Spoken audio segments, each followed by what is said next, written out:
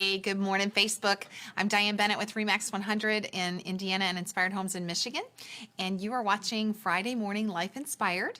And as you know, we normally have guests on Life Inspired and we talk about their life and how life was going along. And there was a ... moment in their lives that turned their trajectory around. And now they're walking an inspired life. I have a story on the heels of last night's Right to Life dinner that happened. The St. Joe County Right to Life dinner's been going, I think they said like 27 years. And they're all the pro-life people, and so this is a little bit polarizing, so I want you to know that I want you to keep watching, because I hope not to be polarizing. I hope to be welcoming to everybody. And so there was a moment in our lives in 1997 that we had a baby go home to heaven. We were only 5 weeks pregnant, and our little Peanut miscarried. And so we have a little baby in heaven. And ever since then, I felt like, oh, wow, how does any woman have an abortion? Because how I felt after losing my baby, I was so sad. And so I started praying about abortion in America. And I was just like heartbroken that that it hurt me to lose my baby. And I felt like, how does a woman who had an abortion feel after she's, done that? And I just started praying about that for years. And so I know that a lot of pro-choice people don't love a lot of pro-life people, and a lot of pro-life people don't necessarily love a lot of pro-choice people. And I want to pray that we will all learn to love one another. I do believe that God, He's the inventor of pro-choice, kind of, if you think about it, because He invented free will. And just like if somebody were gonna kill somebody, you can't stop them from pulling the trigger and pulling the trigger and killing somebody. You can't stop them from doing that. There's consequences when they do, and they hurt. The person that they shot with a gun died, but a lot of times it hurts them and they don't really realize that, and there's just all this anger and bitterness that goes on in them. And I have some friends that have had abortions that don't have issues with regret, and they're not struggling with that, but I have some friends that have had abortions that have terrible, terrible regret. So if you're one of those people, I want you to know that there's amazing help out there. If you've had an abortion and you have terrible regret, there's a group in our community called Haven for Healing. They were at the Right to Life dinner last night, and there's lots of other places that are post-abortive healing. So if you're someone that had an abortion and you regret it, please get help, because God loves you. And he knew before you were born that was going to happen in your life, and He didn't stop you from doing it, and He loves you. The thing is my desire for an end to abortion in America is through lack of business, not through necessarily making it against the law. And so a lot of my pro-life friends are against that, because they feel like if it's not against the law, how will people know that it's wrong? And I totally understand that perspective. But I also go back to looking at prohibition in, the 20s or whenever we had prohibition with alcohol, and they're drinking anyway. So my fear about it being against the law is if it's against the law, they're going to be doing it in closets, and it's going to be so dangerous, because, people are going to do what they're going to do. And so I just really would love to pray for an educational platform that would...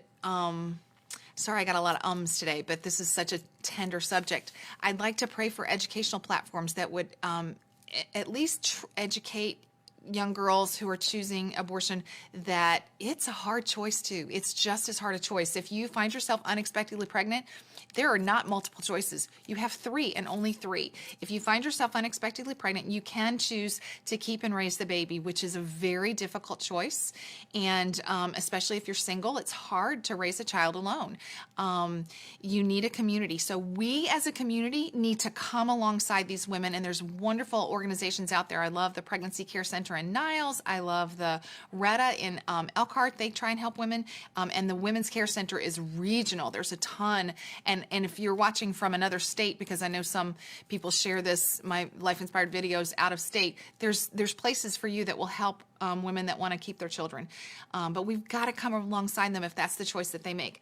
And then another choice that you have is to give the baby up for abortion. This is a really hard, give the baby up for adoption. And this is a really hard choice too. I had a friend that gave a baby up for adoption, and you're pregnant and uncomfortable and miserable, and you're not going home at night to fix up the baby's room and get ready for baby coming. And it's not fun. So again, we as a community need to come alongside these women that are deciding to choose that and help them and let them know that they're making a beautiful choice and a very generous, kind, godly thing. And sometimes women who have given up children for adoption are worried about their child for years, and they're like, oh, I should have kept my child. And again, we want to come alongside them and let them know that they're wonderful and loving people that did a beautiful, amazing thing, not only for their child, but also for the family that wanted a child so badly. So, but then there's women that choose abortion, and again, sometimes they just don't understand how they're going to feel afterwards. And so I think we need to educate and help some women who have chosen to do it and are feeling that way, that they could share their stories more comfortably. It's a really scary thing. If they feel guilty about it, then they don't feel like it's something they can share. So you guys that know me know that I love to pray. So these are ways I'd ask you guys to pray for life to be inspiring for all of us to love on women that get unexpectedly pregnant, to just have mercy and think about the other side. So if you're a pro-lifer and you have pro-choice friends, try and think about their perspective and ask them, why do you feel the way you feel? And how can I be more compassionate towards your way of thinking?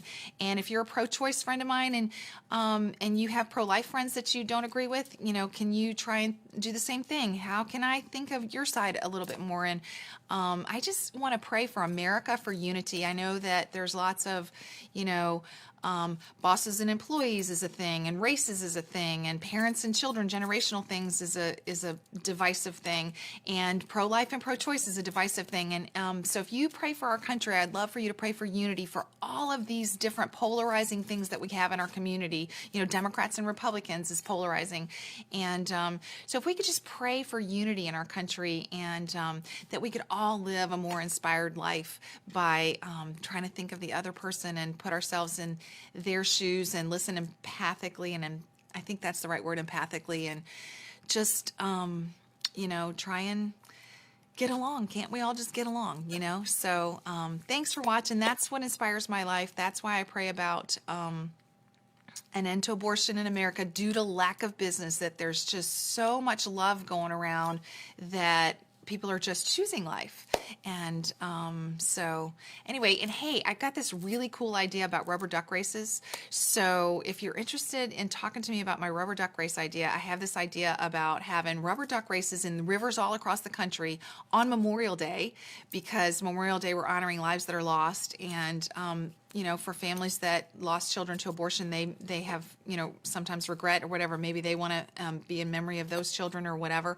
And like that different organizations would be able to sell rubber ducks to raise money for their own organization. So there's all kinds of organizations that are helping kids make wise choices, and those organizations could sell to make money for them, like Young Life and Junior Achievement and 5 Star and organizations like that help kids grow up and make wise choices. And then organizations like Women's Care Center, Pregnancy Care Center, they would sell rubber ducks to make money for their organization. And then women groups, post-abortive healing groups, could sell organizations for them and make money. And all these would come together and, hey, let's just raise money for organizations that are good in our communities. So that's just my idea about a rubber duck race on Memorial Day.